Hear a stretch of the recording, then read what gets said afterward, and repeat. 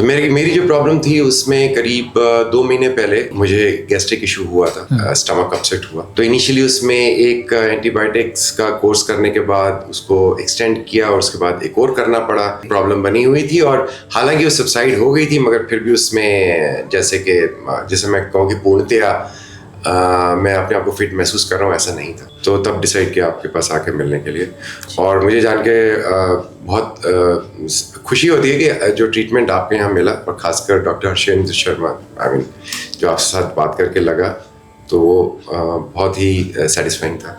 काफ़ी स्वस्थ महसूस कर जी।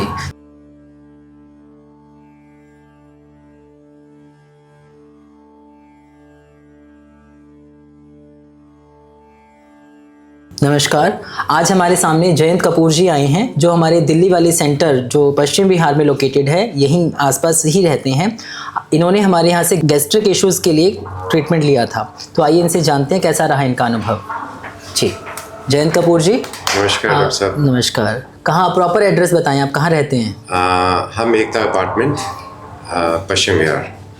दैट इज़ जस्ट अबाउट यहाँ से 2 किलोमीटर होगा जी। तो मेरी जो प्रॉब्लम थी उसमें करीब 2 महीने पहले मुझे गैस्ट्रिक इशू हुआ था, स्टमक अपसेट हुआ और काफ़ी सीवियर सा था केस।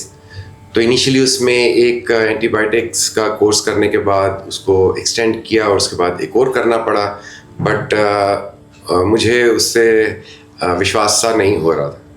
तो प्रॉब्लम बनी हुई थी, फिर भी प्रॉब्लम बनी हुई थी और हालांकि वो सबसाइड हो गई थी, मगर फिर भी उसमें जैसे मैं कहूँ कि पूर्णतया मैं अपने आप को फिट महसूस कर रहा हूँ, ऐसा नहीं था।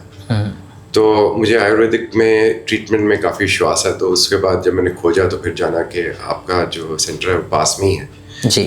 तो तब डिसाइड किया आपके पास आके मिलने के लिए।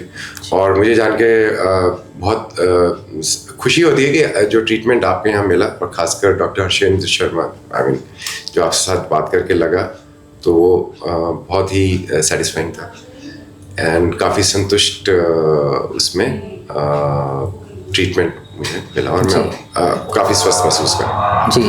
तो पहले क्या क्या परेशानियाँ थी जो अभी अब रिजॉल्व हो चुकी हैं?